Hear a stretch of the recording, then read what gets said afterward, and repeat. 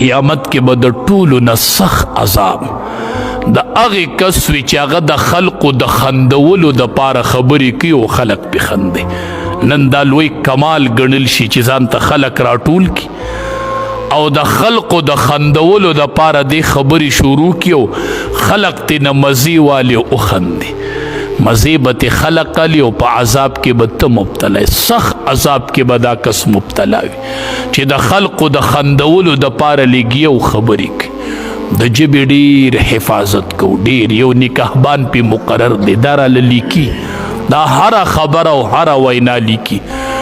د دواړو جهادو سردار فرمایي من یضمن لی ما بین لحییه و ما بین رجلیه، مالک څوک د دوو څیزونو ضمانت راکوي نو اضمن له الجنه، زه به د جنت ذموار یم.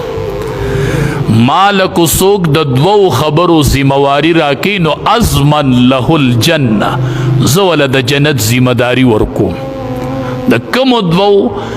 ما بین لحییه و ما بین رجلیه، چې د دوو داړو د جامو په منځ کې چې کوم اندام دی د دې ذمواري به راکوي، او ما بین رجلیه د دوو خپو منځ کې چې کوم شرمګاه دی د دې ذمداري به راله راکوي چې ژبه